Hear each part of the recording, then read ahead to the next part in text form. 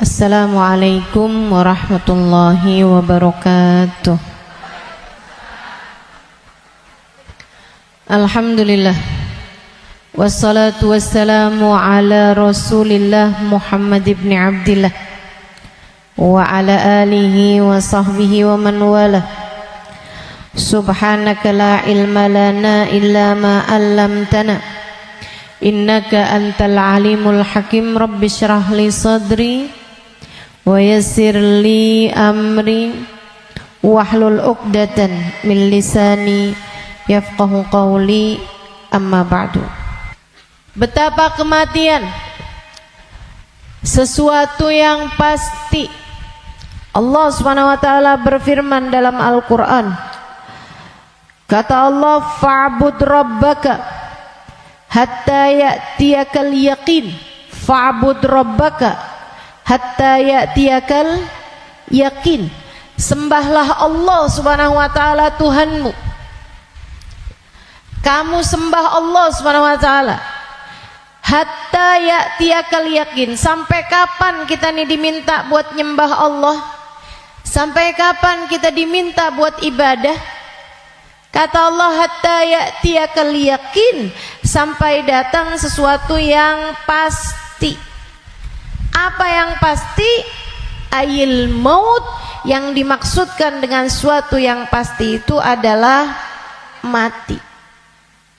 Karenanya siapapun kamu di atas muka bumi ini harus belajar berusaha buat jadi hamba Allah Subhanahu wa taala yang taat. Mudah-mudahan Allah mudahkan. Amin ya rabbal alamin. Jadi orang hidup gak ada yang pasti, teman-teman. Gak ada yang pasti buat orang yang hidup. Ada yang mulai dari kecil sakit terus, ada. Gak ada yang pasti hidup itu. Yang pasti ketika seseorang hidup hanya satu, namanya mati. Kalau kamu diberi kehidupan, maka satu waktu nanti kehidupan tersebut akan diambil kembali oleh Allah Subhanahu wa taala. Sebab memang hidup di dunia, begitu kamu diberi kehidupannya, udah pasti kamu akan berjumpa dengan kematian.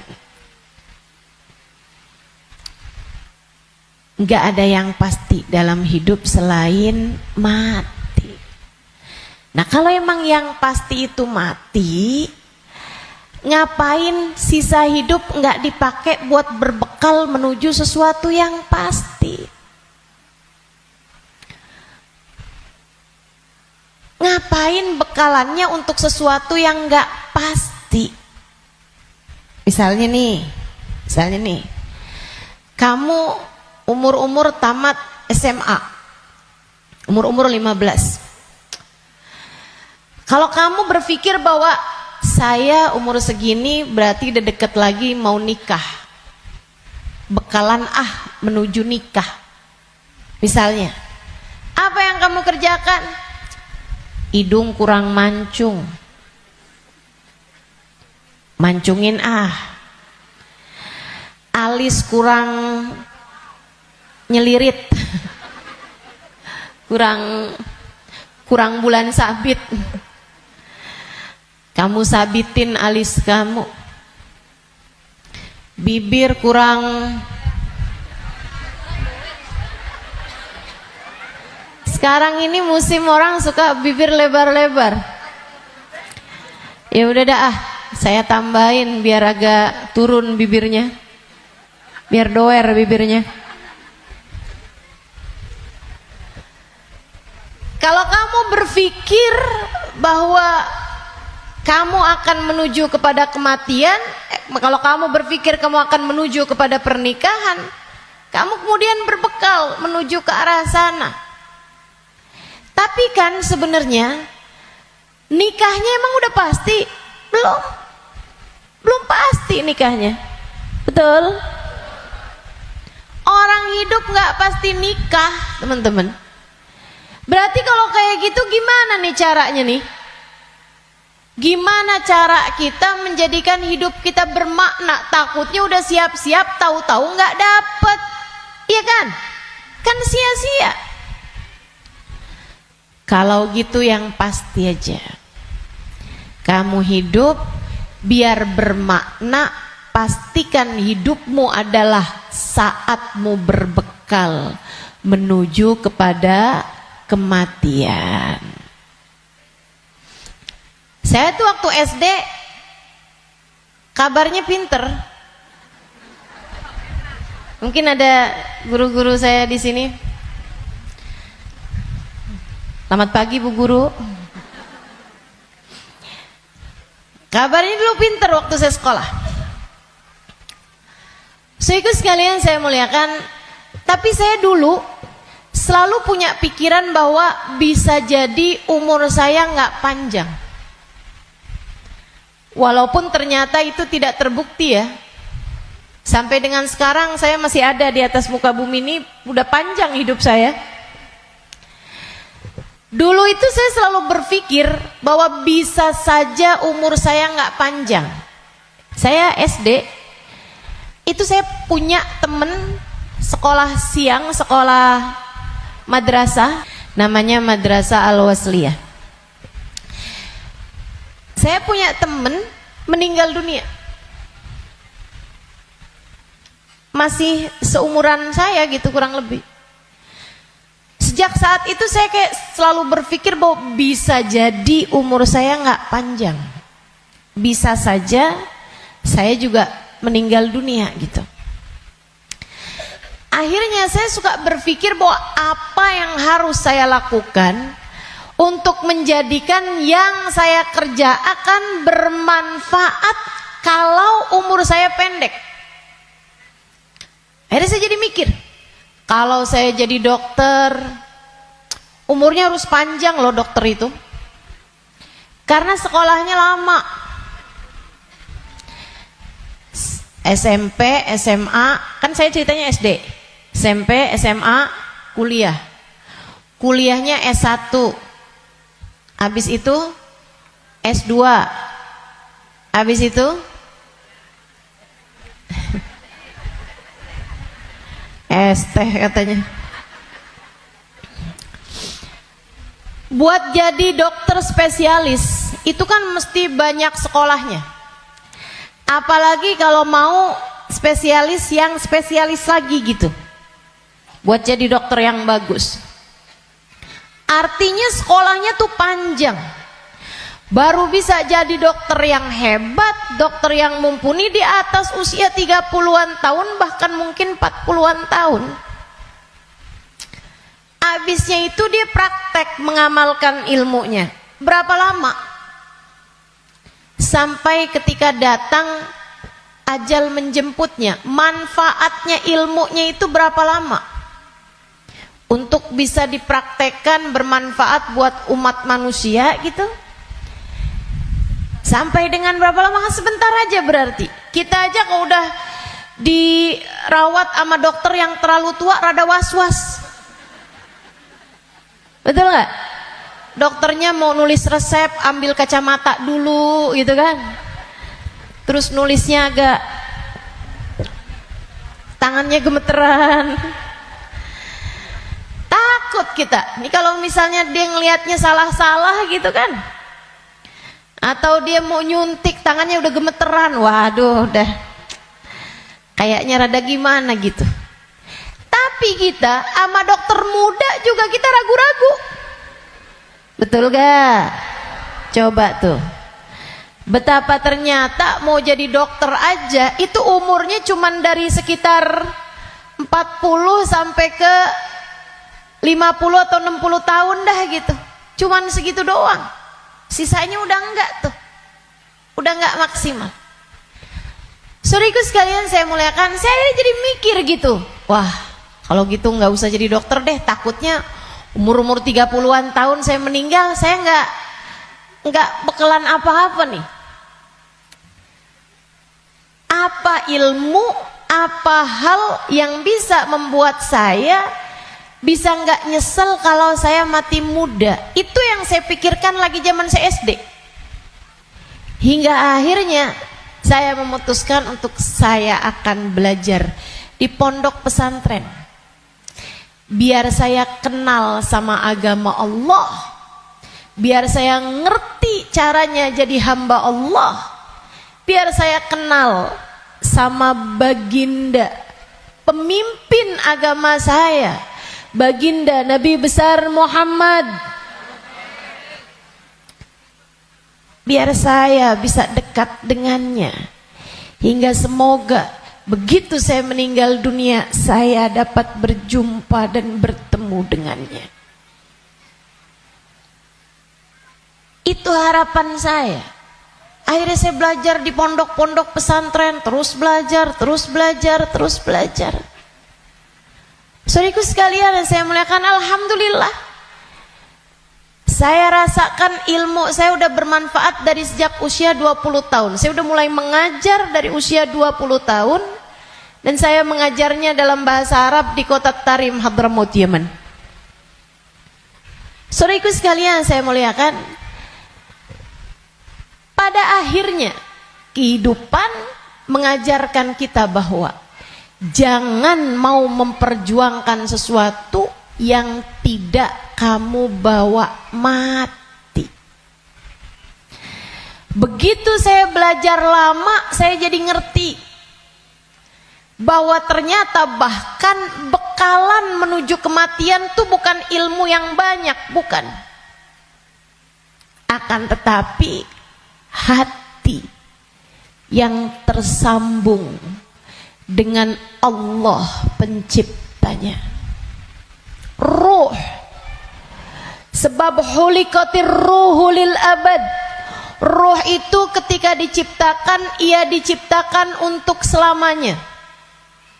Ruh kamu ini teman-teman sekalian, ini yang akan kamu bawa mati. Hati kamu itu adalah ruh kamu, rasa kamu, ini yang akan kamu bawa mati. Kalau badan ini nggak akan kamu bawa mati. Begitu kamu mati udah tuh nggak ada lagi urusan sama badan. Badan kamu bisa dimakan merayap-rayap tanah dan habis. Bibir kamu yang selalu kamu lipstikin, wajah kamu yang selalu kamu bedakin, mata kamu yang selalu kamu celain, pakaiin celak, kuku-kuku kamu yang selalu kamu potong setiap kali ia memanjang, badan kamu yang selalu kamu rawat, kamu kasih makan, kamu bersihkan, ini hanya akan menjadi makanan santapan rayap-rayap tanah. Ulat-ulat tanah nanti akan masuk ke lubang-lubang hidungmu. Ia akan masuk dalam seluruh anggota tubuhmu dan kamu habis. Makanya katanya Sayyidina Ali bin Abi Thalib, siapa yang kerjanya buat badannya, siapa yang hidupnya hanya mementingkan urusan tubuhnya, silakan cari pahalanya kepada rayap-rayap tanah. Silakan minta balasannya kepada rayap-rayap tanah. Ulat-ulat tanah, mereka yang senang banget, wih, mulus. Ih, badannya bagus. Enak banget nih kita makannya, katanya gitu. Saudariku sekalian yang saya muliakan, bukan untuk itu kamu diciptakan, bukan untuk itu kamu diciptakan. Yang aslinya dari diri kamu adalah ruhmu, yang sejatinya pada dirimu tidak akan terpisahkan adalah hatimu. Ala inna fil jasadi mudghah, idza salahat salahal jasad kullah, wa idza fasadat fasadal jasad kullah. Ketahuilah di dalam tubuh manusia terdapat segumpal darah, disebut hati. Jika bagus, bagus semuanya, jika rusak, rusak semuanya. Ketahuilah segumpal darah tersebut adalah hati. Disitulah ruh ditiupkan. Disitulah ruh sejatinya berada, meskipun mengalir sampai ke seluruh tubuh kita. Ruh itu. dihembuskan saat janin badanmu itu berusia 4 bulan dalam rahim ibu kamu, ditiupkan lewat ubun-ubun. Makanya Bu, ketika Allah menciptakan batok kepala kita, itu semuanya udah full kecuali ada satu lubang kecil di ubun-ubun. Makanya kalau anak bayi ubun-ubunnya masih lembut, tulangnya belum keras, karena asalnya memang bolong. Kenapa Allah bolongin? Buat niupnya ruh, ditiupkannya ruh saat usia 4 bulan tuh dari situ. Ruhnya dimasukin, ditiupkan oleh malaikatnya Allah Subhanahu wa taala.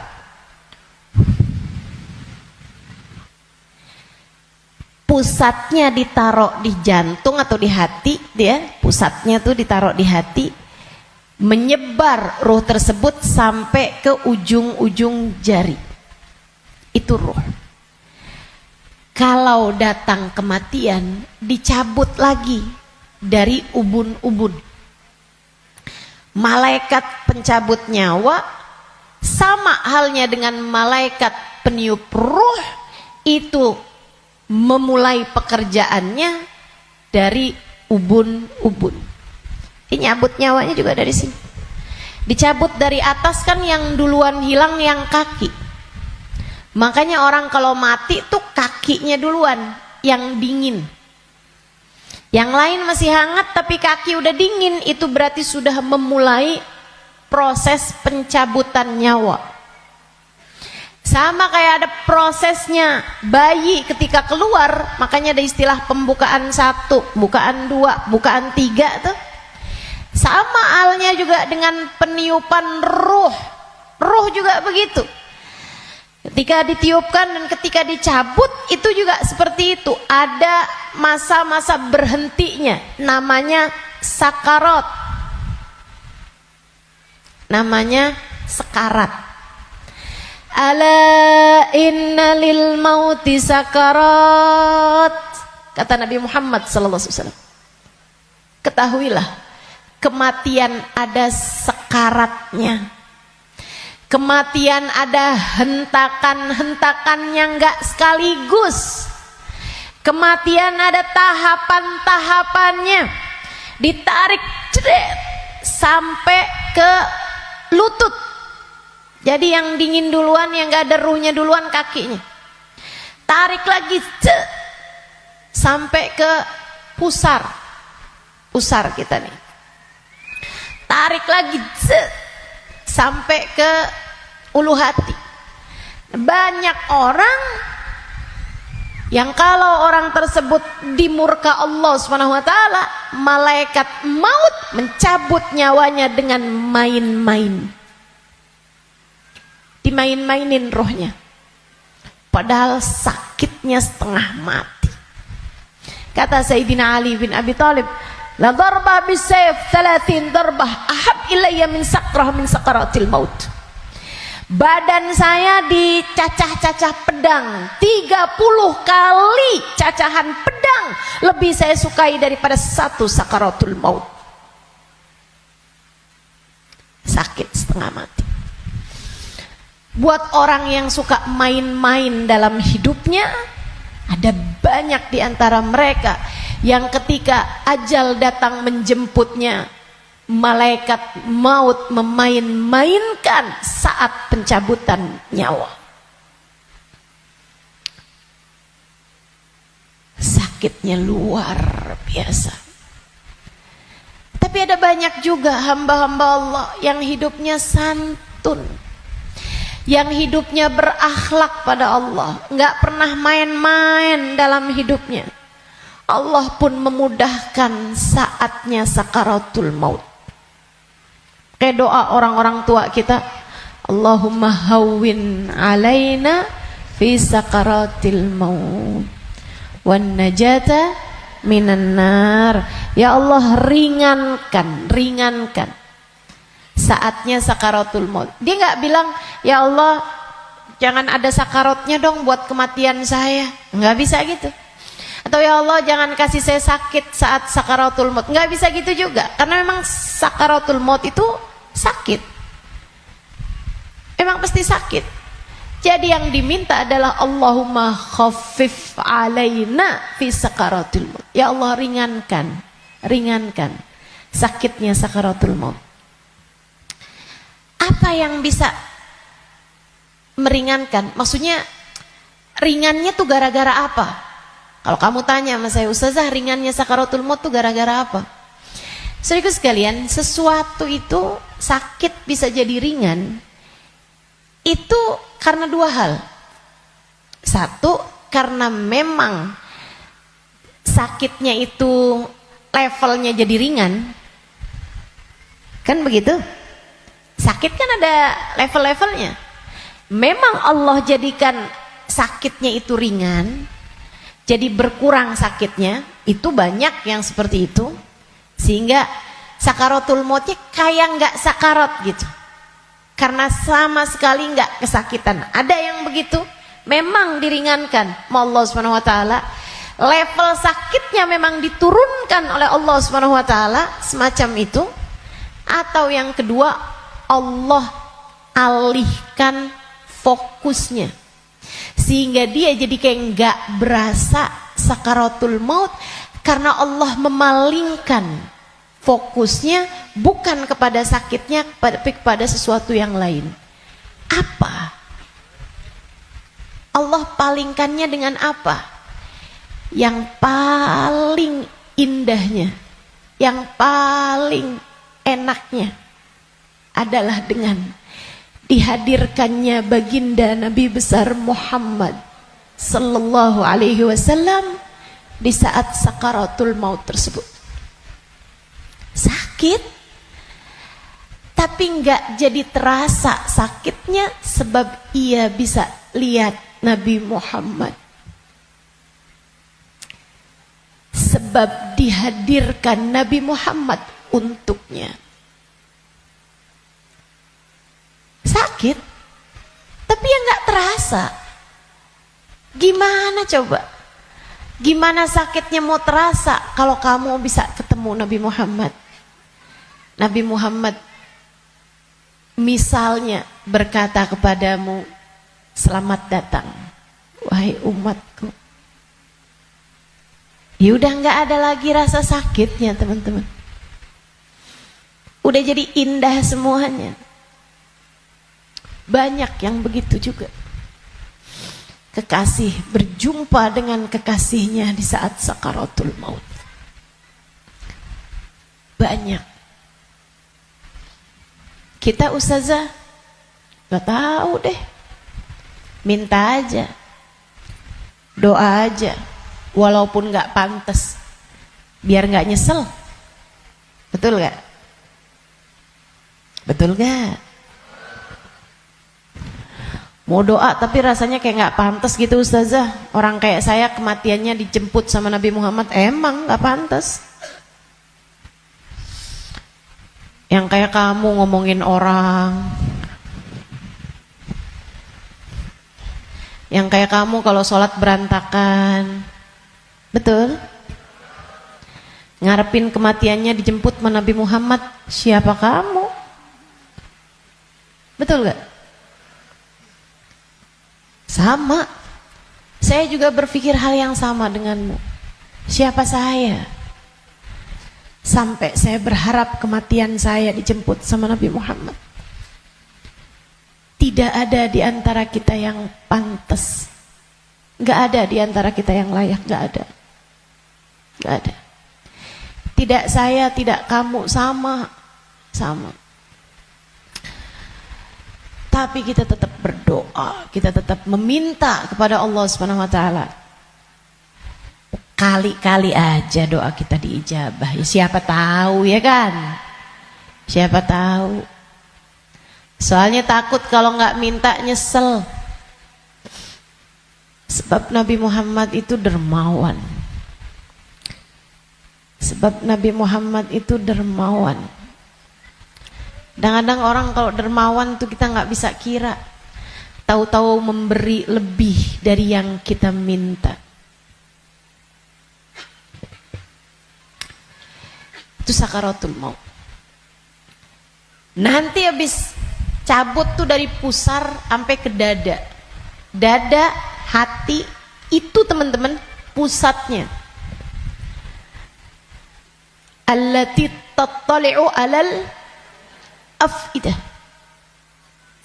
Sampai ketika roh tersebut nyampe di afidah, nyampe di dada, tempatnya hati kita itu, pusatnya. Makanya orang kalau ngerasa sakit hati pasti pegang dadanya gitu. Nggak ada yang pegang kepalanya, sakit hati saya, nggak ada.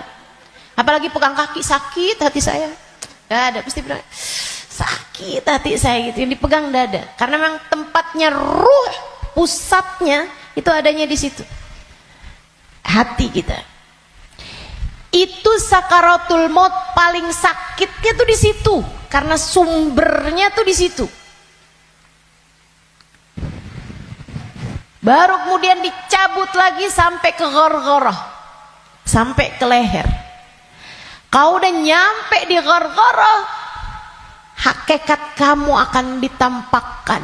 Saat itulah kamu dibukakan langit, bisa lihat tempat balik kamu tuh surga atau neraka. Dan itu bisa terjadi tahun depan, dan itu bisa terjadi bulan depan, untukmu atau untukku. Itu bisa jadi di waktu yang masih sisa panjang, bisa jadi juga sudah tinggal sedikit lagi waktumu untuk merasakan apa yang disebut dengan sakaratul maut ini. Semuanya pasti ngalamin, semuanya nggak ada yang bisa lari. Saat ghargharah, saat nyawa udah sampai di tenggorokan, dibukakan pintu demi pintu, kata Nabi Muhammad. Ketika Nabi bercerita kepada Sayyidah Aisyah, ya Aisyah, man ahabba liqa Allah ahabballahu liqa'ah, wa man kariha liqa Allah karihallahu liqa'ah. Wahai Aisyah, siapa yang senang saat perjumpaannya dengan Allah, Allah pun senang berjumpa dengan dia. Siapa yang benci berjumpa dengan Allah, Allah pun benci berjumpa dengan dia. Ya Rasulullah, walakinnana nakrahul maut. Bukannya semuanya takut memati, Rasul? Takut kan gak senang? Bukankah kita semuanya takut mati, Rasul? Kalau takut mati kan artinya kita nggak seneng. Kalau kita nggak seneng, Allah nggak seneng juga dong ketemu kita. Nggak gitu Aisyah. Tapi nanti saat ghargharah, saat nyawa sudah di tenggorokan, Allah akan bukakan langit-langit, dan Allah akan perlihatkan tempat kembali bagi ruh seseorang. Rohnya itu baliknya kemana? Siapa yang ketika dibukakan langit-langit tahu tempat kembalinya adalah neraka, dia pun takut ketemu sama Allah, dia benci berjumpa dengan Allah, Allah pun benci berjumpa dengannya, walaupun dia bunuh diri sekalipun. Dia bunuh diri nih, pengen mati kan orang bunuh diri. Tapi begitu ruhnya sampai di tenggorokan, begitu dia lihat tempat kembalinya adalah neraka, dia pun takut, kepengen gak jadi bunuh diri. Dia pun pengen balik hidup lagi, karena dia lihat ternyata tempat kembalinya adalah neraka yang sangat menakutkan. Dia benci berjumpa dengan Allah, Allah pun benci berjumpa dengannya. Sebaliknya, orang mukmin, orang yang tawadhu, orang yang hidupnya buat nyari Allah, walaupun sebenarnya takut, walaupun sebenarnya ngeri, tapi saat langit dibuka, dia diperlihatkan bahwa tempat kembalinya adalah surga. Dia pun rindu, dia pun ingin, dia pun cinta untuk berjumpa dengan Allah. Dia pun bahagia, dia sukacita berjumpa dengan Allah. Allah pun sukacita berjumpa dengannya. Allah pun suka untuk berjumpa dengannya. Nih, saat ghargharah ini Allah cerita dalam Al-Quran di surat Al-Mu'minun, hatta idza jaa ahadahumul maut qala rabbirji'un la'alli a'malu salihan fima taraktu kalla innaha kalimatun huwa qailuha wa min waraihim barzakhun ila yaumi yub'atsun. Sadaqallahul azim. Kata Allah, sampai ketika kematian datang kepada kalian, ketika ruh sampai di tenggorokan, dia akan berkata, Rabbirji'un, balikin saya lagi ya Allah, balikin saya lagi ya Allah. Setahun, biarkan saya tinggal lagi di dunia setahun ya Allah. Nggak boleh sebulan ya Allah, nggak boleh seminggu ya Allah. Minggu depan deh ya Allah, matinya minggu depan aja. Gak boleh minggu depan, sehari ya Allah. Besok mati gak apa-apa, jangan sekarang.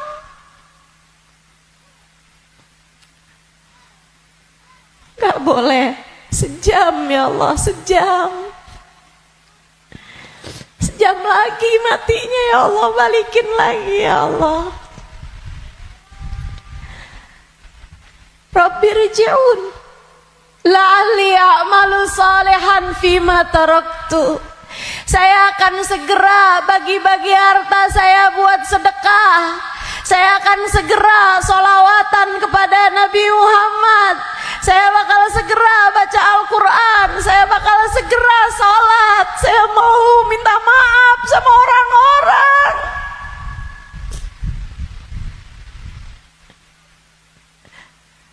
Saya mau minta maaf sama orang-orang. Sisakan untuk waktu walaupun 1 jam. La'alli a'malu salihan fima taraktu.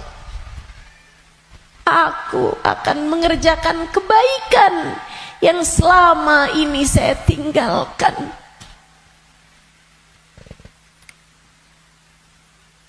Apa jawab Allah? Kalla innaha kalimatun huwa qailuha. Enggak ada. Sekarang kalimatmu itu hanya jadi omong kosong belaka. Enggak ada ceritanya kamu dikabulkan. Waktunya sudah habis. Game over. End. Udah habis. Kamu gak punya nyawa cadangan. Kamu gak punya hidup simpanan. Kamu tidak sedang dalam masa percobaan. Begitu kamu masuk usia balik, semua sudah mulai tercatat untukmu. Tak ada lagi waktu untuk kembali. Innaha kalimatun huwa qailuha. Itu hanya sekedar kalimat disampaikan begitu aja. Kamu minta balik, enggak ada ceritanya. Wa min waraihim barzakhun ila yaumi yub'atsun. Sekarang waktunya kamu hidup di alam barzakh sampai hari kiamat datang.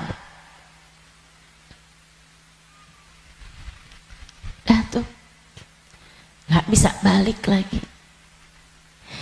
Makanya serem sama kematian teman-teman, karena dekat. Aqrab ghaib yuntadhar, kata Nabi Muhammad. Perkara gaib yang paling dekat sama kita kematian.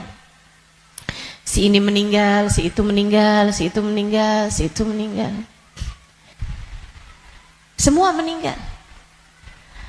Maka sebagaimana kamu melihat satu hari ada jenazah diangkut, satu waktu jenazah kamu yang diangkut. Sebagaimana kamu lihat ada nama seseorang, kamu dengar nama seseorang diumumkan di masjid, satu waktu namamu yang akan diumumkan di masjid. Kamu lihat satu hari ada nama seseorang muncul dengan ucapan berbelasungkawa, turut berduka cita, yang ada di Instastory orang-orang, satu waktu nama kamu yang akan ditulis di situ. Sebagaimana ada broadcast di grup-grup WhatsApp yang menuliskan nama-nama orang dengan ucapan meninggal dunia, satu waktu akan ada namamu yang ada di situ. Inna lillahi wa inna ilaihi rojiun. Turut berduka cita atas meninggalnya Halimah binti Utsman al-Idrus. Akan ada waktunya. Semua akan ada waktunya. Semua akan ada gilirannya. Pasti, tanpa terkecuali. Kamu akan datang giliranmu, pasti, tanpa terkecuali. Kamu bakal mati, Bu. Kamu akan mati, Dek. Kamu bakal mati, Nak. Pasti. Masalahnya tinggal, akankah Allah berkenan menerimamu? Saya tuh dulu suka liatin tulisan kalau ada orang meninggal dunia, semoga rohnya diterima di sisi Allah. Saya suka mikir gitu, ya masa ditolak, ya diterima lah. Fakta membuktikan. Kita nggak pernah lihat ada orang habis meninggal dunia terus balik lagi. Lah, bukannya kamu seminggu yang lalu meninggal? Oh, nggak diterima. Pernah? Nggak pernah. Ya, saya suka pikir gitu. Jadi terima lah. Masa mau ditolak? Orang meninggal mau meninggal gitu. Tapi sesudah saya belajar, tuh waktu saya kecil mikirnya begitu. Sesudah saya belajar di pondok pesantren, belajar terus. Saya jadi paham betapa berartinya ucapan itu. Sebab kamu, saya, ketika meninggal dunia akan menjadi salah satu dari dua kelompok orang. Ada yang ruhnya diterima di sisi Allah dengan penuh keridhaan. Ada yang ruhnya diusir dari rahmatnya Allah, sebab Allah murka kepadanya. Kalau waktu hidup kayak gini nih, kamu lagi punya perlu, kamu datang ke rumah saudaramu, ditolak dari yang satu, bisa kamu datang ke tempat saudaramu yang lain. Anak kamu harus masuk rumah sakit, harus segera dioperasi, misalnya gitu. Harus ada DP yang harus kamu bayar, atau ada keperluan apapun misalnya. Kamu bisa datang ke tempat saudaramu, dia nggak bukain pintu, kamu bisa datang ke tempat yang lain. Dia nggak ngasih, kamu bisa datang ke tempat yang lain. Kamu misalnya mau bikin kopi, gulanya nggak ada, misalnya gitu, kamu bisa datang ke tempat saudara kamu, sebelah kamu, tetangga kamu, nggak dikasih, nggak dibukain pintu, atau dia bilang nggak ada misalnya, bisa lagi ke tempat saudaranya, tempat sebelahnya. Orang hidup ini andai ditolak dari yang satu, kita masih punya pilihan tempat yang lain, seapa-apanya masih ada pilihan tempat yang lain. Tapi kalau kamu meninggal dunia, kamu hanya akan menjadi wa inna ilaihi raji'un, hanya akan kembali kepada Allah Subhanahu wa taala. Kalau pintu rahmatnya Allah tertutup darimu, kalau kamu diusir dari kasih sayang Allah Subhanahu wa taala, Allah tidak berkenan menerimamu, kemana kiranya kamu akan pergi? Terusir dari pintu rahmatnya Allah, kamu mau kemana? Bu, Kak, Dek, Nak, saya sampaikan ini dengan sungguh-sungguh. Jangan pernah mau main-main dalam hidupmu. Jangan main-main sama hidup. Sebab selama kamu hidup, kematian masih akan membayangi. Dan begitu datang kematian sementara Allah belum ridho kepadamu, sangat mungkin rohmu tidak diterima Allah, hingga Allah pun mengusirmu dari pintu rahmatnya dan kamu dikembalikan kepada lembah kemurkaannya.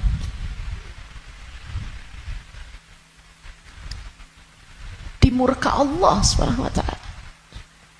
Dimurka Allah Subhanahu wa taala. Enggak enak. Kita tuh dibenci sama suami kita aja rasanya enggak enak. Kita dibenci sama saudara kita aja setengah mati, enggak enak rasanya. Bukan begitu? Bayangkan kalau kamu datang ke rumah Allah, kamu datang kepada Allah, sementara Allah mengusirmu dan tidak ridho kepadamu serta benci kepadamu, dan kamu gak bisa balik lagi ke atas muka bumi ini, kayak apa rasanya? Dalam keabadian kamu dimurka, dalam keabadian kamu dibenci, dalam keabadian kamu tersiksa.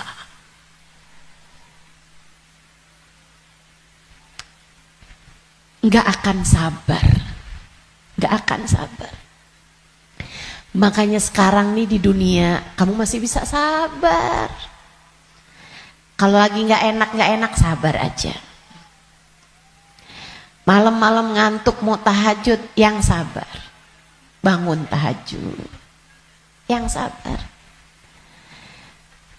Biar nanti kamu nggak ketemu waktu di mana kamu tidak akan sabar menghadapinya. Kamu nggak akan kuat ngadepinnya. Sekarang kamu kuat. Buat puasa kamu kuat. Buat baca Quran kamu kuat.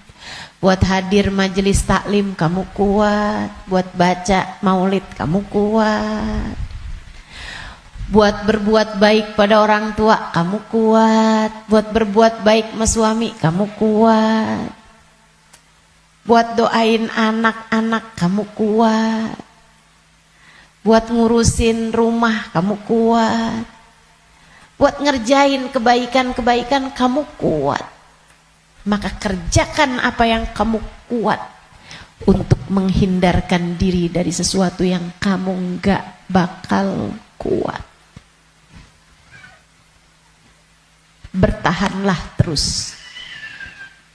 Bertahanlah untuk tetap menjadi solehah. Yang sabar jadi solehah. Tetaplah jadi hamba Allah yang solehah. Gak kuat nih saya, enggak, kamu kuat, kamu kuat.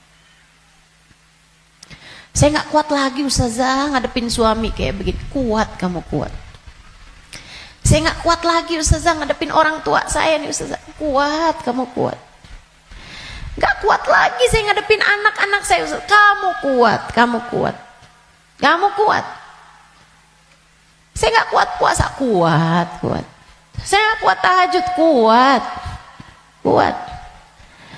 Saya nggak kuat baca zikir habis duhur, habis subuh ke isyraq, kuat. Saya nggak kuat baca ratib malam-malam hari, ngantuk saya, kuat. Kamu kuat ngerjain itu semua.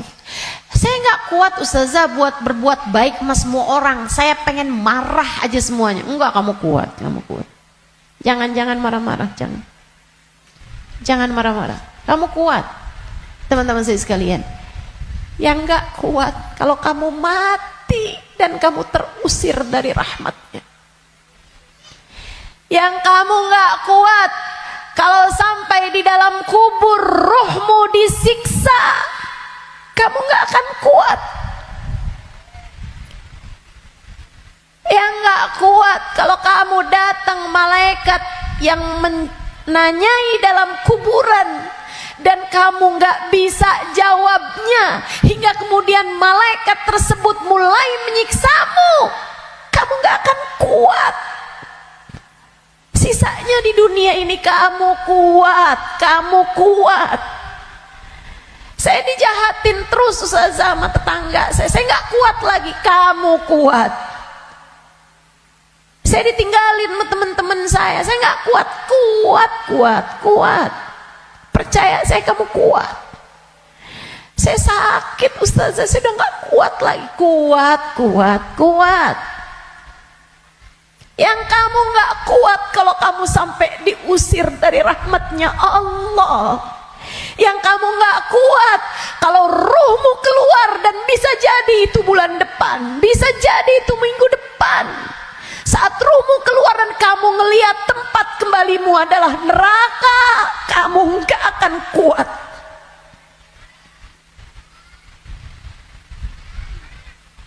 Gak akan kuat. Saat kamu berkata, Rabbirji'un la'alli a'malu salihan fima taraktu. Ya Allah, balikin saya ke dunia ya Allah. Balikin saya, kasih saya hidup lagi ya Allah. Itu yang kamu gak akan kuat. Sekarang di dunia semuanya kamu kuat jalaninnya. Kuat. Kamu mampu. Kamu bisa bertahan untuk tetap menjadi solehah. Percaya saya. Saya sangat miskin ustazah, saya udah gak kuat lagi hidup di dunia ini. Kamu kuat.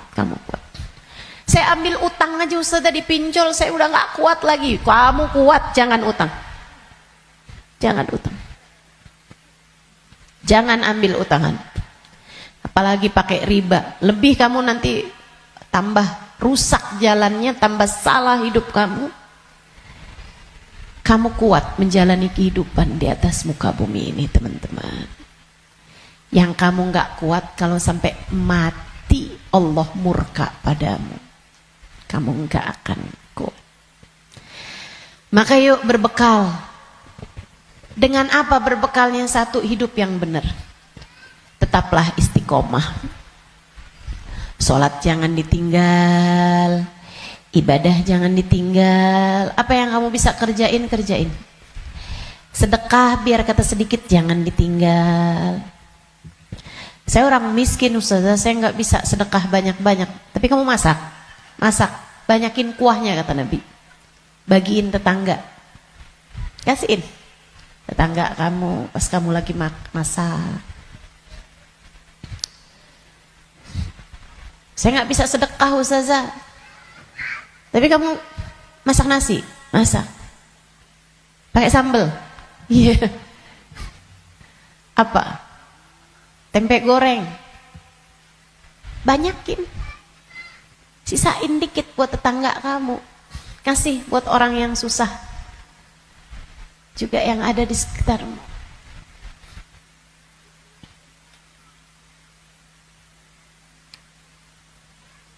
Itu pesan Nabi kita Muhammad SAW.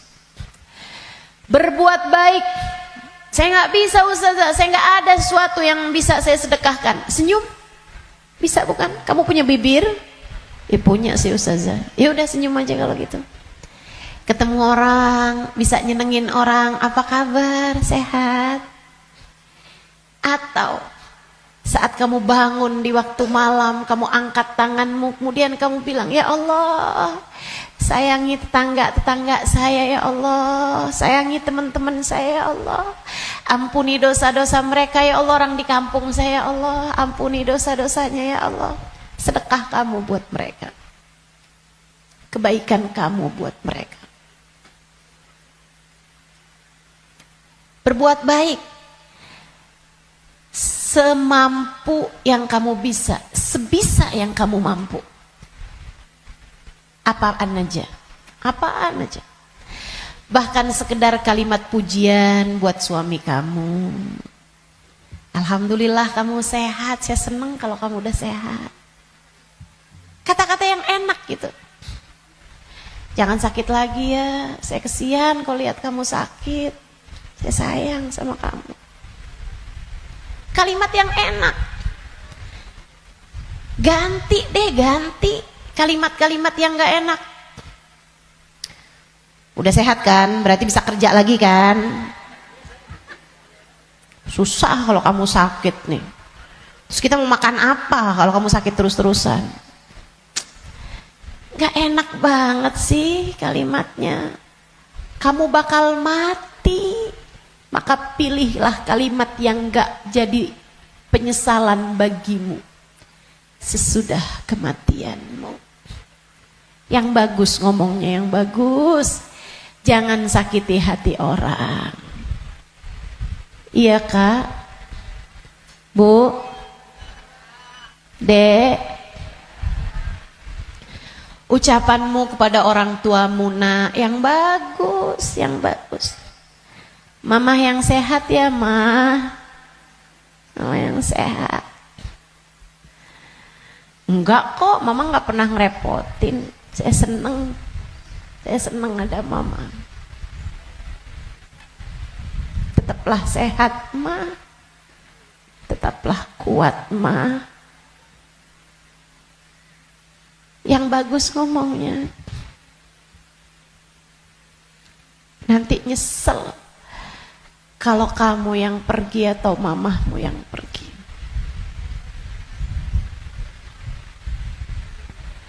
Kepada abahmu, ayahmu, gitu juga. Ngomong yang bagus-bagus aja. Biar nggak tambah banyak penyesalanmu ketika datang ajal menjemput. Apapun dari kebaikan yang bisa kamu lakukan, lakukanlah. Udah nggak usah pakai mikir-mikir. Saya mau pakai kerudungan kapan ya? Gak usah. Sekarang orang senegeri udah pakai kerudungan semua kok. Selagi kamu perempuan ya pakai penutup aurat. Saya nggak tahan Ustazah, saya nggak kuat pakai jilbab. Kuat kok. Semua kuat. Bismillah. Bismillah. Lakukan kebaikan, jangan tinggalkan. Sebab seperti mana kamu hidup, seperti itulah kamu akan mati. Jika kebaikan yang kamu lakukan dalam hidupmu, kamu hanya akan berjumpa dengan kebaikan-kebaikan sesudah kematianmu. Kebaikan kamu lakukan karena Allah, Allah akan membalasmu dengan kebaikan-kebaikan dari sisinya. Dan itu akan sangat menyenangkan. Kama ta'ish tamut. Sebagaimana kamu hidup, seperti itu pula lah kamu akan mati. Maka tetaplah istiqomah di jalan Allah. Itu bekal utama. Bekal keduanya, selalulah berdoa, selalulah meminta kepada Allah agar dikaruniai husnul khatimah. Sering-sering minta, ya muqallibal qulub, tsabbit qalbi ala dinik. Wahai zat yang membolak-balikan hati, tetapkanlah hati kami berada dalam keimanan kepadamu.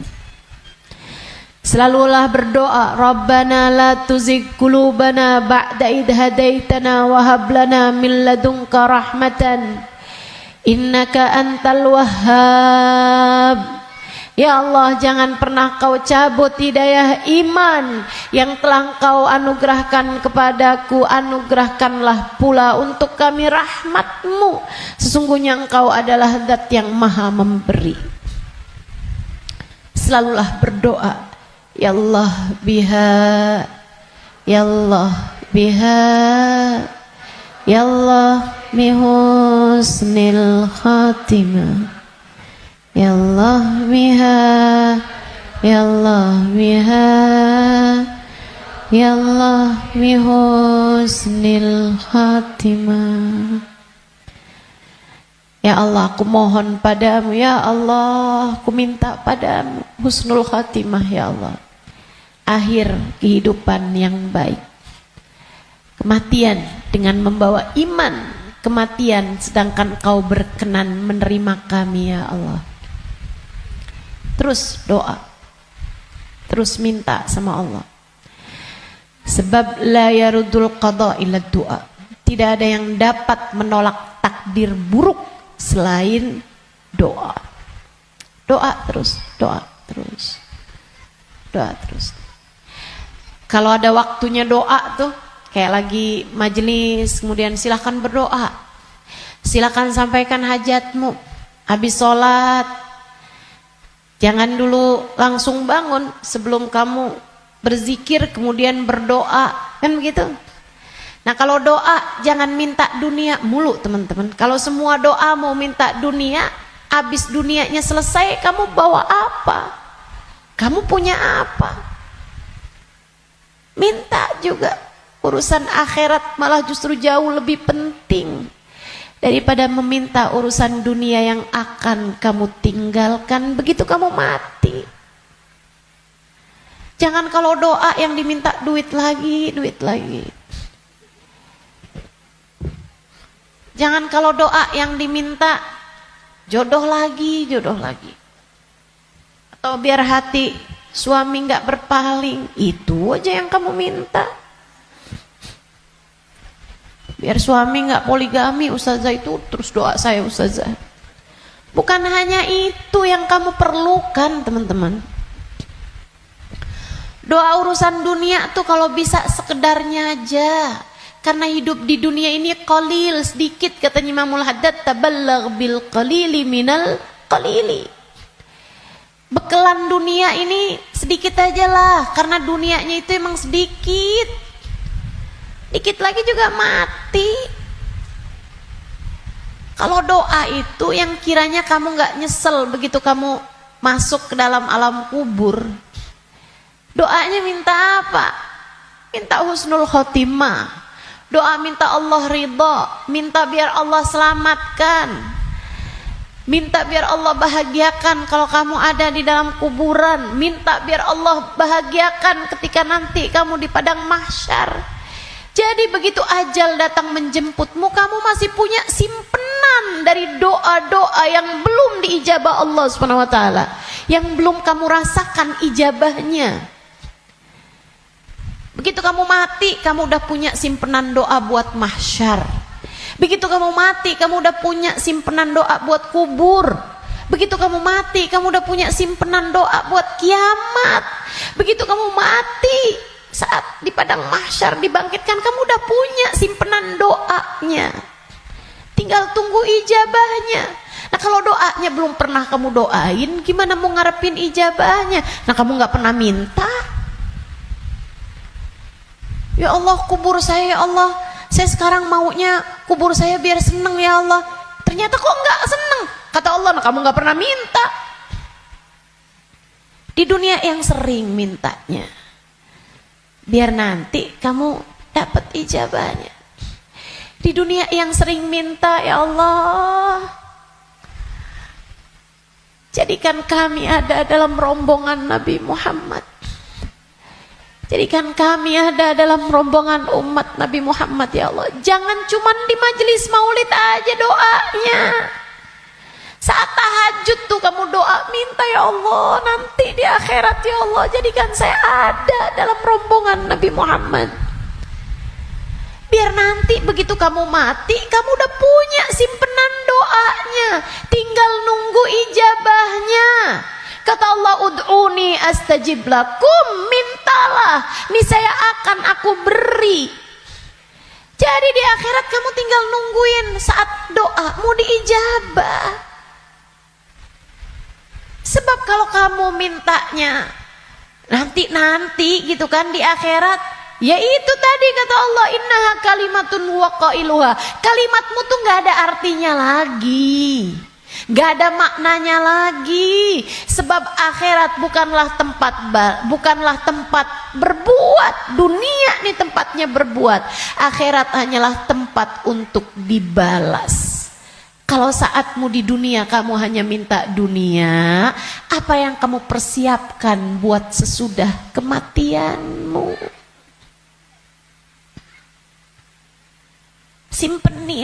Simpenin doa-doa yang banyak buat akhirat, karena akhirat itu jauh lebih panjang, jauh lebih penting, jauh lebih berarti, jauh lebih bermakna. Dunia ini hanya sebentar, teman-teman. Jangan sampai nyesel. Jangan sampai nyesel. Doa. Doa tidak pernah hanya sekedar. Itu adalah semua yang kamu perlukan. Kita semua perlu doa. Semua perlu doa. Makanya banyak-banyak doa. Minta sama Allah agar kehidupan kamu sesudah kematian menjadi kehidupan yang menyenangkan. Amin ya rabbal. Satu tadi istiqomah taat, bekal menuju kematian ya. Yang kedua tadi apa? Doa. Yang ketiga, teman-teman saudariku sekalian, bekal menuju kematian itu ampunan dari Allah Subhanahu wa taala. Itu bisa kamu dapat dengan memohon ampunan, beristighfar dan bertaubat, meninggalkan dosa-dosa. Kamu mau berbekal menuju kematianmu, tinggalin dosa. Tinggalin dosa. Tinggalin dosa. Udah deh, ucapkan selamat tinggal buat dosa-dosa. Adik-adik yang sudah umur 20-an tahun, belum datang jodoh, Ustazah saya pacaran ya. Jangan. Kenapa Ustazah? Dosa. Tinggalin dosa. Kamu belum tentu punya waktunya buat taubat. Kamu belum tentu sisa waktumu itu mencukupi untuk kamu bertaubat. Nggak usah deket-deket sama dosa. Ya Ustazah, kalau nggak pacaran kita nggak nikah Ustazah. Siapa bilang? Banyak kok orang-orang nikah nggak pakai pacaran. Dan banyak juga orang pacarannya sama siapa, nikahnya sama siapa. Betul? Betul? Ngapain kamu menghabiskan energi, menghabiskan rasa hanya untuk menjaga jodoh orang? Ngapain? Udah jauh lebih aman kamu gak usah jagain jodoh orang, kamu jagain hidup kamu sendiri. Sebab yang akan mendapatkan balasannya adalah dirimu sendiri. Dek, Nabi Muhammad tuh seneng sama pemuda-pemuda yang taat, lebih daripada senengnya Nabi Muhammad sama orang-orang tua yang taat. Jadi kamu gak usah nunggu tua buat taat. Kamu gak usah nunggu tua buat deket sama Nabi Muhammad. Justru di saat kamu masih muda, andai pun kamu nanti sampai tua, justru di saat muda nih kesempatan kamu buat deket sama Nabi Muhammad. Sebab Nabi senang sama pemuda-pemudi yang hidup dalam menjalani taat kepada Allah Subhanahu wa taala. Dijanjiin barengan sama Nabi Muhammad. dijanjiin ada dalam naungan di bawah arasnya Allah di saat tidak ada naungan kecuali naungan Allah. Syab nasya fi taatillah, pemuda, pemudi, laki-laki, perempuan, muda yang hidup dalam taat pada Allah Subhanahu wa taala. Kamu umur masih 17 tahun tapi sudah istiqomah tahajud, Nabi cinta padamu. Kamu umur masih 17-18 tahun, akan tetapi kamu istiqomah baca Al-Quran, Nabi cinta padamu. Umur masih belasan tahun, tapi kamu udah punya zikiran yang kamu istiqomahkan baca. Kamu udah punya solawatan yang kamu istiqomahkan baca. Kamu bahkan nyaris hafal kitab-kitab maulid yang berisi sejarah hidupnya Nabi Muhammad. Fix, kamu pantas dicinta sama Nabi Muhammad.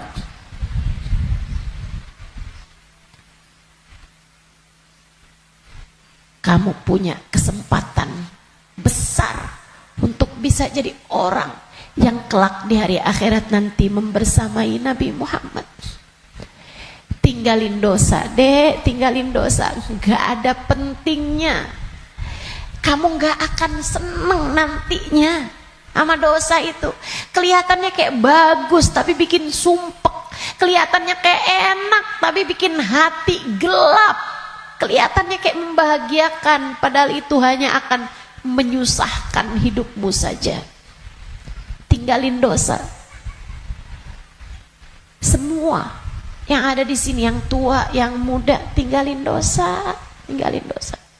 Itu cara kamu biar bisa berbekal menuju kematian yang indah. Yang terakhir, kamu pengen berbekal menuju seindah-indah kematian adalah dengan mencintai orang-orang soleh. Gaulmu itu loh benerin. Gaulnya sama orang bener, biar kamu bisa bener. Sayangnya sama orang bagus di mata Allah, orang soleh, orang solehah. Sayangnya sama ulama, sayangnya sama guru-guru, gitu kan? Sama ustadz, sama ustadzah, sama kiai, sama bunyai, sama habib, sama habibah, sama hubabah.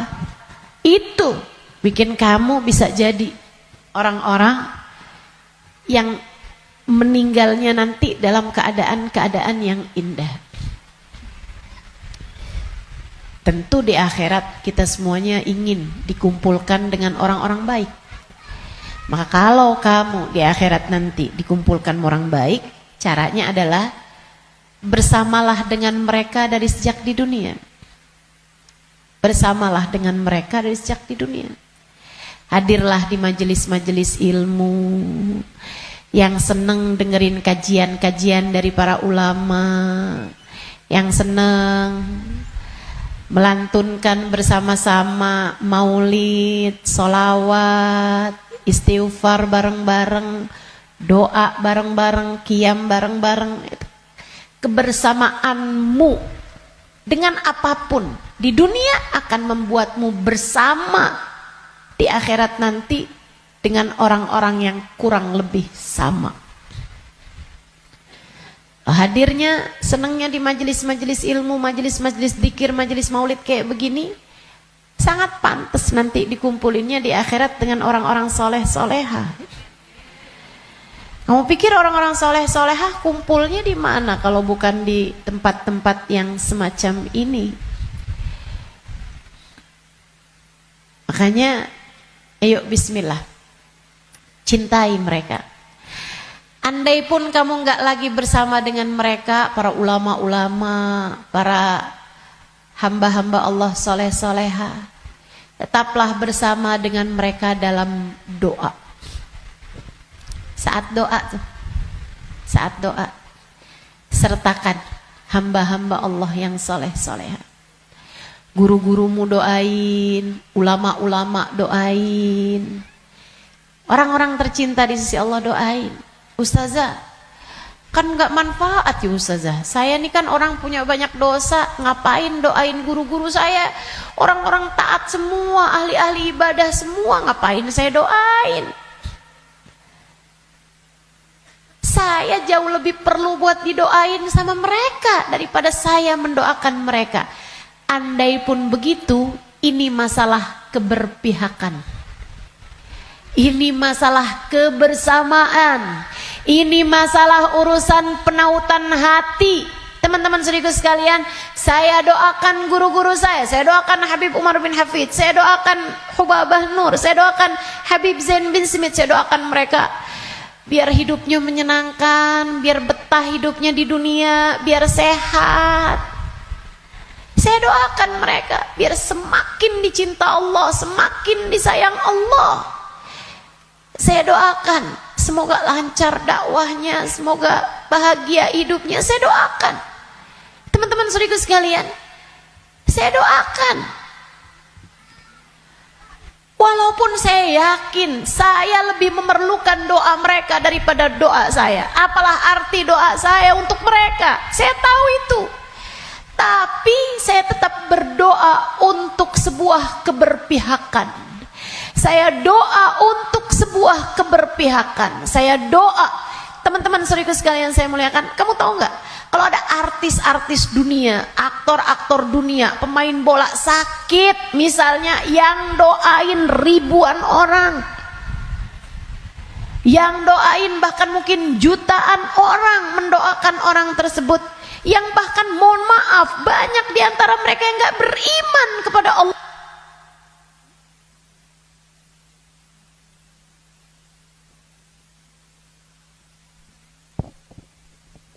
Yang bahkan banyak di antara mereka yang tidak beriman kepada Allah Subhanahu wa taala.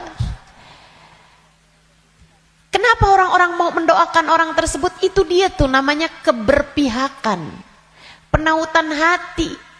Kita doain guru-guru kita walaupun kita merasa kita lebih perlu doa mereka daripada doa kita, daripada mereka terhadap doa kita, biar Allah tahu ada orang-orang soleh dalam lisan-lisan kita. Biar Allah tahu ada mencintai para ulama di dalam hati kita.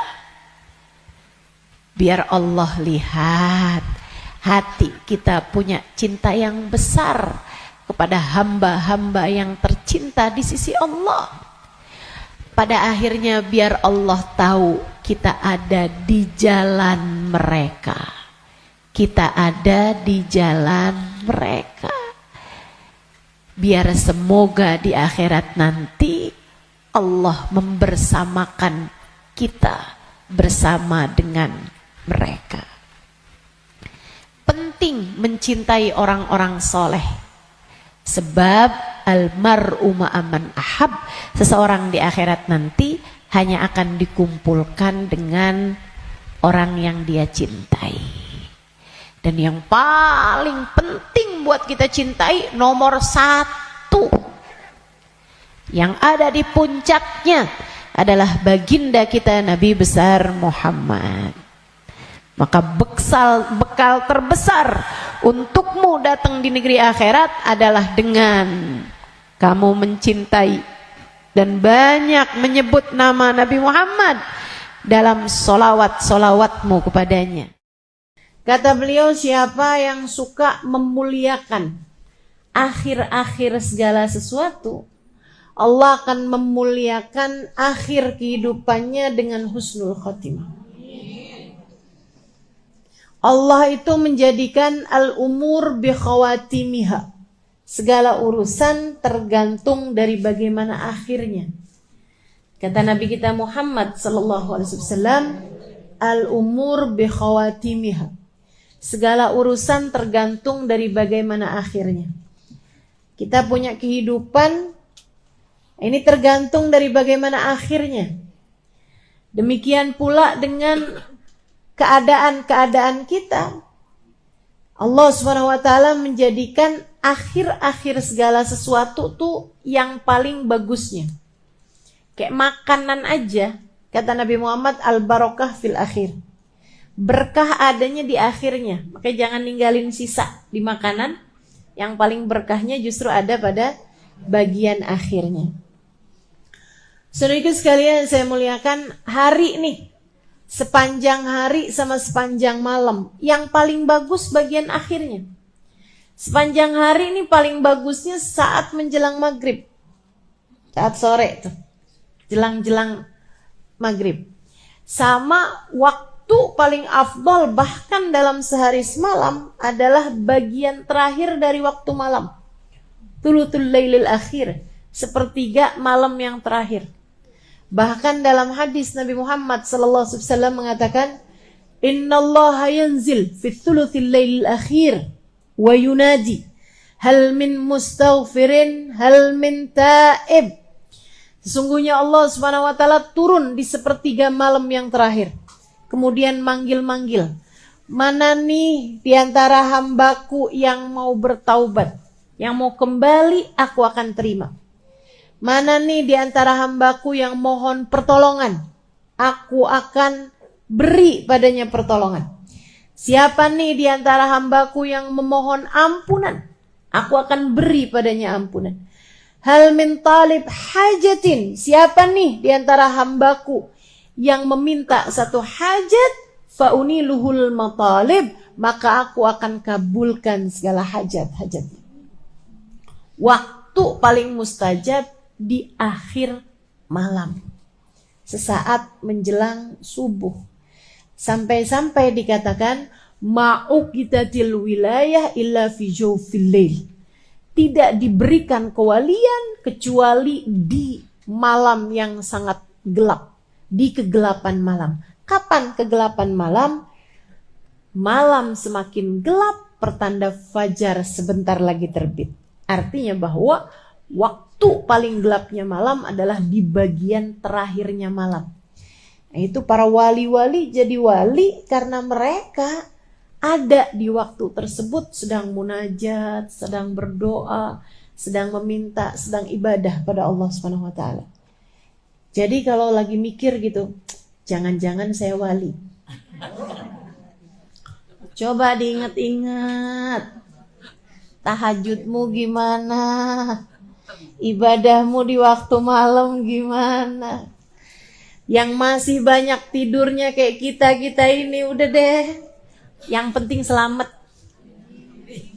Gak usah ngarep jadi wali.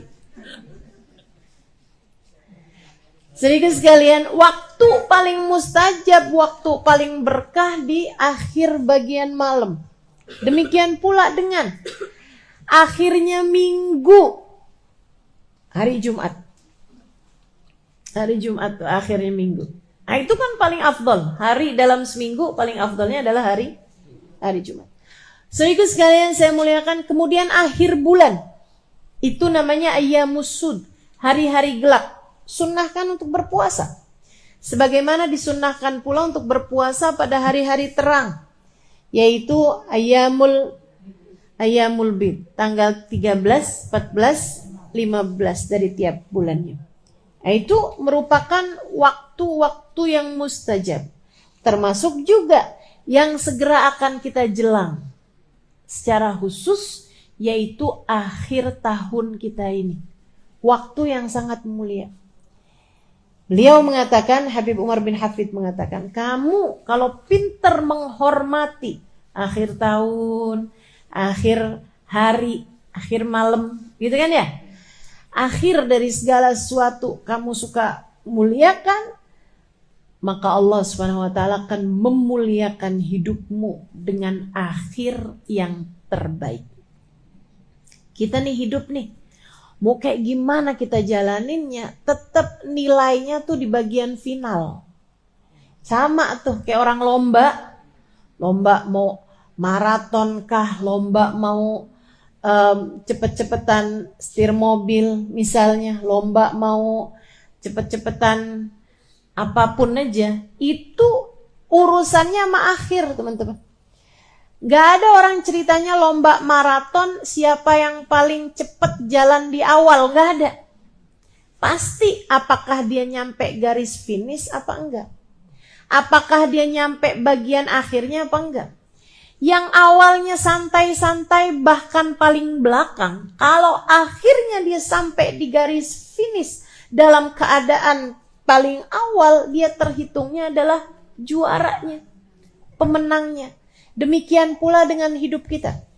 Andai ada orang sepanjang hidup berbuat dosa, kata Nabi kita Muhammad sallallahu alaihi wasallam, "Lau anna imra'an", andai ada seseorang dia ngerjain perbuatan dosa sepanjang hidupnya, kemudian di akhir hidupnya dia bertaubat, di akhir hidupnya dia kembali, kemudian dia diakhiri hidupnya dalam keadaan baik, maka dia akan masuk ke dalam surga Allah Subhanahu wa taala.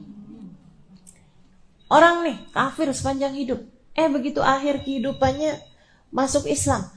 Biar kata baru semenit masuk Islamnya, surga akhirnya. Semua tergantung dari gimana akhirnya.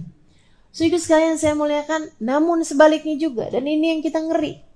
Andai ada orang ngerjain taat seumur hidup, tapi akhir kehidupannya dia mengerjakan dosa yang membuat Allah Subhanahu wa taala murka hingga mencabut iman dari dalam hatinya, dia mati su'ul khatimah, maka tak ada jatah darinya dari kesenangan akhiratnya Allah Subhanahu wa taala. Dia hanya akan menjadi salah satu dari calon-calon penghuni api neraka. Semua tergantung dari bagaimana akhirnya. Nah, kita mau menuju akhir kehidupan kita nih. Gak ada loh orang yang jalannya mundur menuju kematian, gak ada. Gak ada orang yang tambah lama, tambah muda tuh gak ada. Emang tambah lama ya tambah tua, teman-teman. Tambah lama, tambah deket mau waktunya mati. Itu udah pasti. Karenanya kalau kepengen akhir kehidupannya dalam keadaan baik, yuk belajar buat memuliakan akhir-akhir segala sesuatu. Salah satunya adalah dengan kita memuliakan akhir tahun kita ini. Sehingga semoga nantinya saat akhir kehidupan kita, Allah memuliakan kita dalam husnul kematian yang indah, kematian yang bagus, kematian yang bagus. Nah, apa nih yang mesti kita lakukan nih di akhir-akhir tahun semacam ini, teman-teman saudaraku sekalian? Yang paling penting, mesti banyak-banyak minta ampunan dari Allah Subhanahu wa taala. Istighfarnya mesti kita perbanyak. Emang dosanya banyak, minta ampunnya kan mesti banyak juga. Katanya ulama, kalau kamu ngerasa nggak bisa nyamain ahli ibadah dalam ibadah mereka, sekurangnya samain ahli taubat dalam permohonan ampun mereka. Kita mau nyusulin para wali nih dengan ibadahnya. Ya saya udah tahu lah siapa diri saya. Dan saya rasa teman-teman juga ya 11-12 lah sama saya. Kan begitu? Ibadah kita serba terbatas, teman-teman saudara sekalian. Quran kita terbatas, sholawatan kita terbatas. Ibadah malam kita terbatas, sedekah kita terbatas.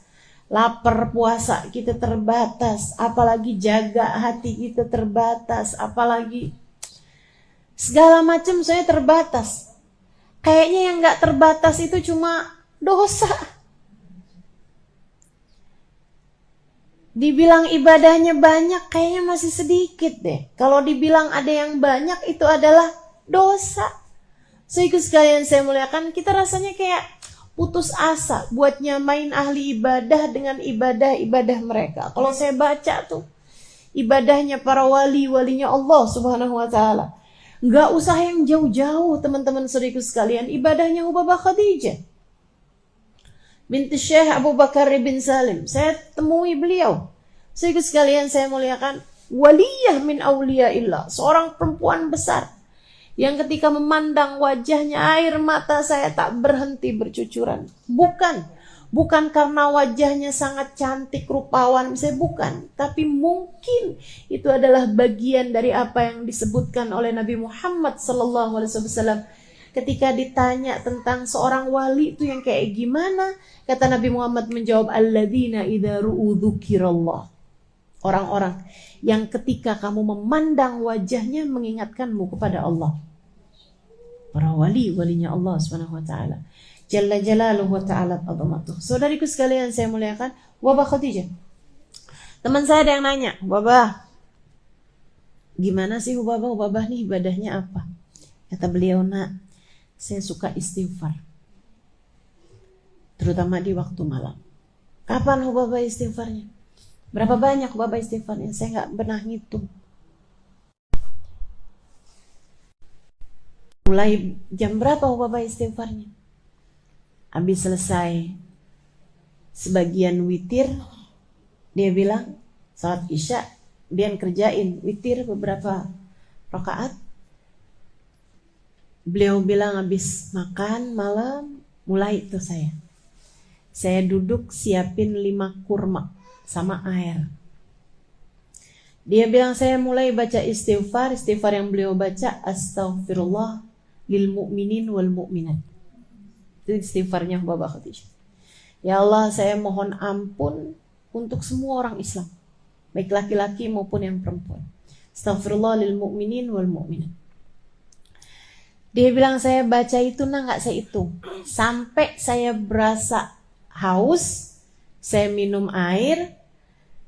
Sampai nanti saya berasa mulai lapar, saya makan, mulai pengen istirahat, saya makan 1 kurma, saya minum airnya. Saya baca lagi. Ntar udah kayak berapa lama gitu kan, mulai kering tenggorokannya. Minum airnya lagi, makan kurmanya. Dia bilang kalau udah 5 kurma, selesai, udah tuh saya berdiri. Jam berapa kira-kira Hubabah? Ketika biasanya dia bilang ketika saya mendengar suara tarhim di masjid. Di malam besok. Itu ibadah para hamba-hamba Allah Subhanahu wa taala.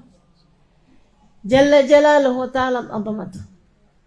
Teman-teman sekalian saya muliakan, para walinya Allah Subhanahu wa taala, kekasih Allah Subhanahu wa taala, demikian keadaan mereka. Gak usah jauh-jauh. Mungkin Wabah Khadijah masih agak nggak kelihatan mata gitu.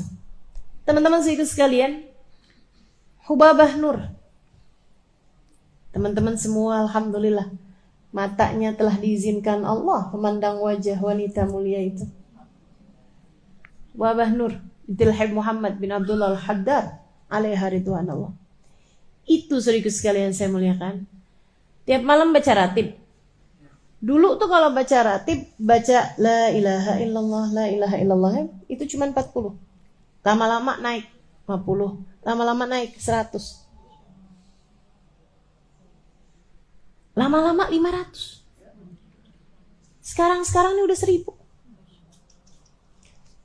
Saya baca ratib sama beliau di salah satu perjalanan, nih kok la ilaha illallahnya lama banget.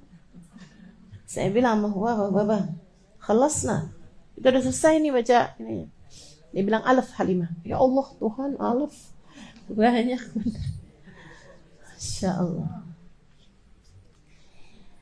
Beliau, saudaraku sekalian saya muliakan, ada tuh teman-teman saya ajakin waktu itu bulan Ramadan. Habis selesai buka puasa, diundang sama beliau sholat berjamaah, lagi kurang sehat. Maghrib. Habis selesai salat maghrib, beliau yuk awabin masing-masing gak jamaah. Habis selesai awabin, beliau bilang, Halimah, saya kalau bulan Ramadan gini saya qadha salat biar kita dapat nih pahalanya kan lipat-lipat nih kalau bulan Ramadan. Barangkali ada salat-salat kita dulu yang kurang sempurna. Beliau kemudian qadha salat maghrib, qadha salat maghrib, isya qadha salat isya gitu ya. Sholat maghrib berjamaah. Udah. Habis selesai beliau bilang, kita mau sholat tasbih. Tahu kan sholat tasbih? Isya, habis isya, ba'diyah isya sama awabin 6 rakaat. Habis itu sholat qadha 3 rakaat maghrib. Habis itu sholat tasbih 4 rakaat dengan baca tasbihnya kan 300 kali itu kan. Masya Allah, Masya Allah. Sampai teman-teman saya pada bolak-balik nanya, Ustazah sholat apa lagi nih? Ini sholat apa lagi? Kita belum selesai apa sholatnya. Masya Allah. Ubabah Nur. Segitunya beliau bilang, saya ini lagi kurang sehat, Halimah doain. Saya bilang nih kita nih dapetin kurang sehatnya Hubabah. Sehatnya kita aja kayak gak nyampe gitu. Gimana kalau beliau pas lagi sehatnya? Subhanallah, subhanallah. Ibadah, teman-teman sekalian. Ibadah. Kita gak bisa nih nyamain ibadahnya ahli ibadah. Ya sekurangnya lah kita nyamain istighfarnya, permohonan ampunnya ahli taubat. Biar jangan sampai ibadah banyak kagak, dosa banyak iya tapi gak dapetin ampunan banyak. Biar sekurangnya ibadahnya kurang, dosanya banyak, istighfarnya, permohonan ampunnya juga biar banyak. Insya Allah. Jadi di akhir tahun semacam ini teman-teman sekalian, yuk kita banyak-banyakin istighfar. Banyak-banyakin mohon ampun. Banyak-banyakin minta pada Allah SWT, ya Allah ampuni, ya Allah ampuni. Ya Allah ampuni. Istighfarnya kita perbanyak. Bangun tidur kita minta ampun. Habis selesai sholat kita minta ampun. Ini kan? Jalan-jalan banyakin istighfar. Sambilan ngapain kita istighfar. Istighfar terus minta maaf. Minta ampun sama Allah SWT. Allahumma anta rabbi wa ana abduk. La ilaha illa anta khalaqtani. Ya Allah, Engkau adalah Tuhanku, aku adalah hamba-Mu. Ya Allah, Engkau telah menciptakan aku. Khalaqtani fa ana abduka wa ana ala ahdika wa wa'dika mastata'tu. Kau telah menciptakan aku, maka semestinya aku menepati janji dan melaksanakan perintah-perintahmu. Tapi ya Allah, abu'u laka bi ni'matika alayya wa abu'u bi dzambi. Kau datang padaku dengan berbagai macam kenikmatan, sementara aku datang padamu dengan bertubi-tubi dosa. Faghfirli fa innahu la yaghfirud dzunuba illa anta. Ampuni aku ya Allah, tak ada yang dapat melakukannya selain Engkau. Perlu banyak ampunan, teman-teman. Kita ini perlu banyak ampunan. Minta ampun, dilebihin dari biasanya di akhir-akhir hari ini. Di 10 hari terakhir dari tahun ini. Minta maaf sama orang-orang di sekeliling kita. Bukannya lebaran Ustazah kemarinan udah. Iya lagi. Terutama kadang nih kita minta maaf sama orang-orang yang jauh sama kita. Teman-teman SD segini tua ya. Teman-teman pas lagi reunian gitu kan. Kita minta maaf sama orang-orang luar-luar sana tuh.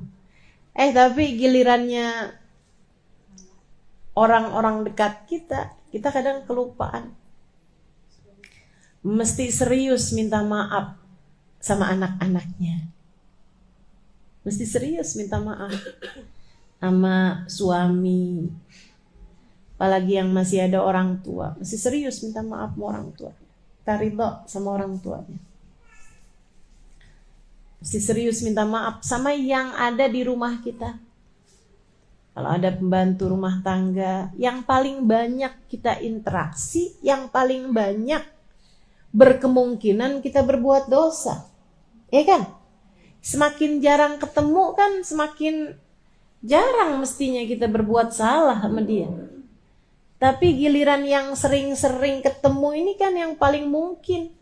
Ada ucapan kita yang gak benar, gak enak, ada perlakuan kita yang menyinggung perasaan, ada perbuatan kita yang merendahkan, dan seterusnya. Buat yang pada masih punya suami, penting buat minta halal, minta ridho suaminya. Gak usah nunggu sakit. Pas lagi sakit baru minta maaf. Takutnya mati mendadak. Mati gak pakai sakit kan kapan tuh mau minta maafnya? Mendingan mesti sering-sering aja minta maaf. Mesti sering minta ridho. Ini di hari-hari terakhir dari tahun ini nih. Pas lagi ada kesempatannya yang enak, minta maaf. Teman-teman saya sekalian. Memang sering ketemunya pasti sering banyak salahnya kan? Betul gak? Jarang-jarang ketemunya ya insya Allah jarang-jarang juga salahnya. Mudah-mudahan Allah ampuni dosa-dosa kita. Ustazah, kalau kita bikin salah sama orang tua, kita bikin salah sama suami, itu antara kita sama dia dosanya? Iya, antara kita sama dia dan antara kita sama Allah. Dua-duanya tuh. Kenapa gitu? Sebab Allah minta kita buat hormat sama mereka. Sebab Allah minta kita buat hormat sama suami kita. Karenanya misalnya nih, kita bikin salah yang suami nggak tahu. Luaran kita ngomongin suami kita, misalnya suami kita nggak denger, nggak tahu. Dosa apa nggak dosa tuh? Dianya kan nggak tahu, dia nggak tahu apa-apa. Jadi sekalian, lain dengan kamu ngambil duit di saku baju dia atau di dompet dia gitu. Atau di ATM dia gitu kan. Nah, kalau itu dosa antara kamu sama suami itu udah pasti. Tapi kalau misalnya kita ngerjain dosa yang suami kita nggak tahu, itu dosanya antara kita sama dia aja atau antara kita sama Allah SWT. Dosa antara kita sama dia karena dianya nggak tahu, nggak dosa kita. Tapi yang lebih besar adalah dosa antara kita sama Allah SWT. Makanya anak-anak muda nih, terutama yang berumah tangganya masih baru awal-awal gitu kan. Ya saya berharapnya seperti itu. Walaupun kadang-kadang orang tua juga suka ada yang genit juga. Malam-malam suaminya udah tidur, dia WhatsAppan sama laki-laki lain gitu kan. Dia ngeliat di scroll misalnya, terus dia kirim DM ke laki-laki di luaran sana,